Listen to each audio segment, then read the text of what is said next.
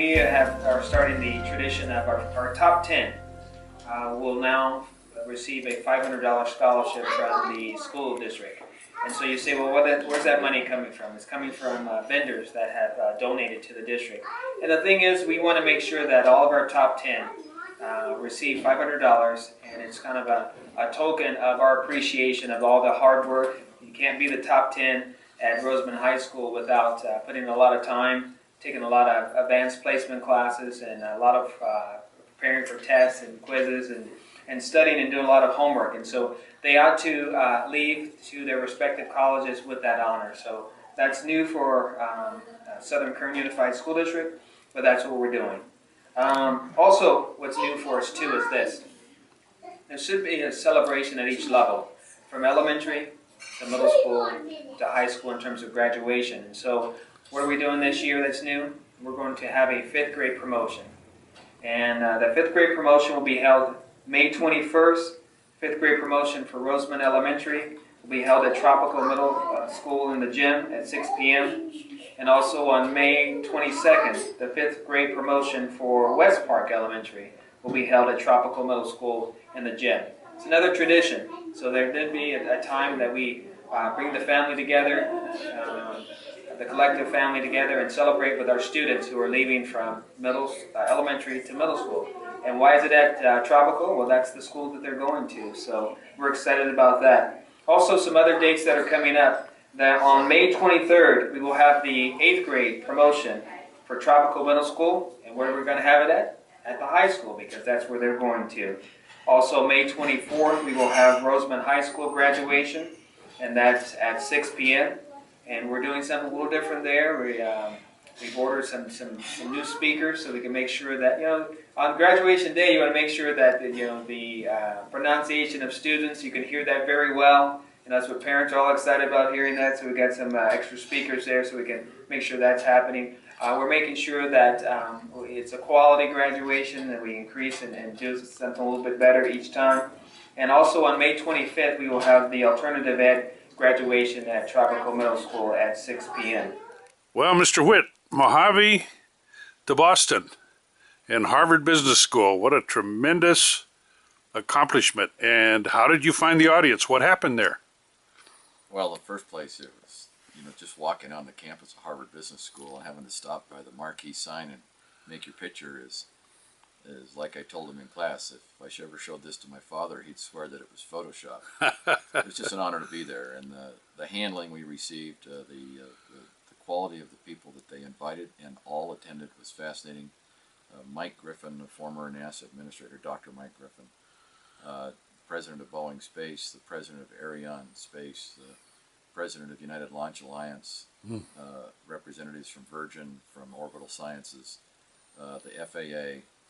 It was fascinating to see what I guess simply the power that a Harvard Business School has to attract. Sure. And they didn't send surrogates. Everybody stopped what they were doing and they made their way to Boston for the weekend. And they're speaking to an audience of how many or how few or what? Well, that's a great question.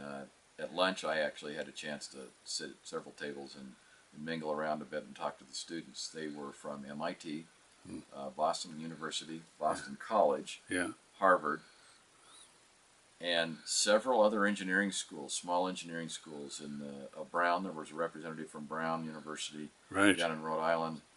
But it was just fascinating to see the reach that this first-time little aerospace conference had, focused on commercial. And kind of a packed.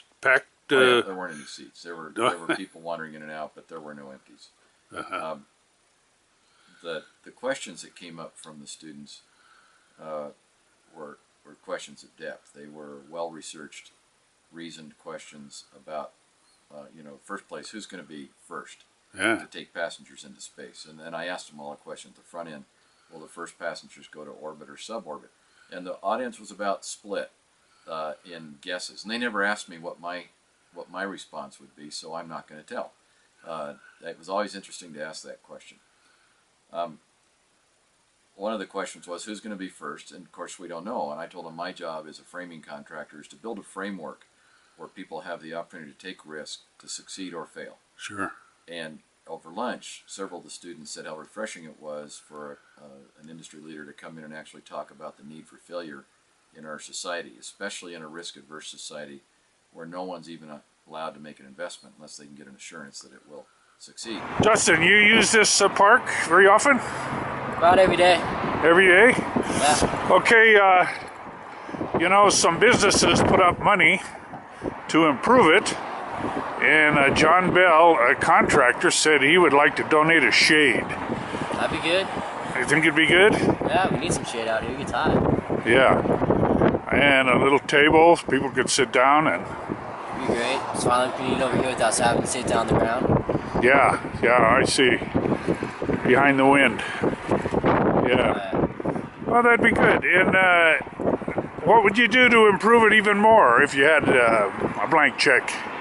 I'd be like a little wooden fence so we have some sort of like a wind block, because when we're coming up, the wind slows us down so we can't really do our tricks.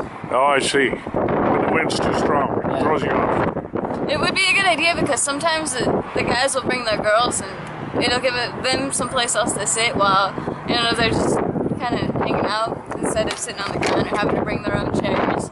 Yeah, I've seen people, somebody has a big blue chair they bring and sit in all the time. I don't know who Yeah, that that's is. my friend Brenna. Brenna? Yeah. Yeah. Pretty cool. That's pretty cool. She just sits there and then goes. So, and then how would you improve it more if you had a blank check?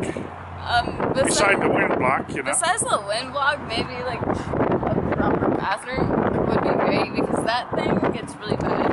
Oh, yeah, okay. I mean, there's always guys around here. Right. It's kind of bad. Kind of bad for the girls. Yeah, I got it. Yeah, so that wouldn't be too hard to do either. Another bathroom. Yeah, that'd be good.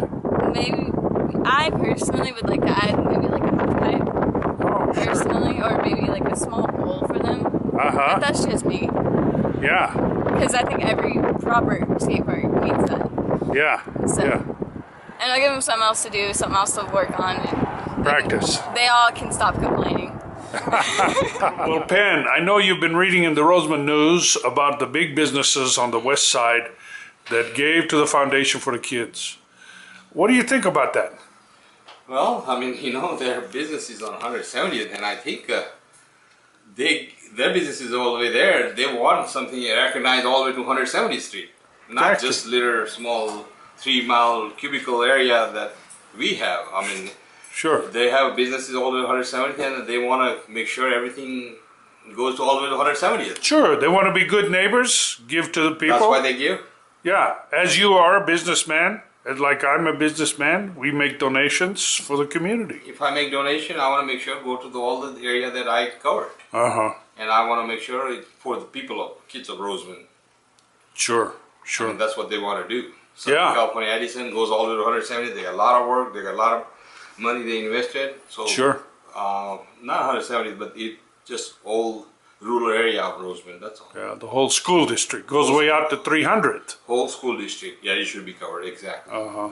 Yeah. February 28th meeting, when that was on the agenda, and I brought up concern about going into closed session for that, and also that we'd like to have an open session, so those of us that live near the property and those of us that are interested in what might happen to that property and the possible value of that property and so on, that there'd be an open session on that. And I believe the board said, yeah, that was an appropriate thing to do.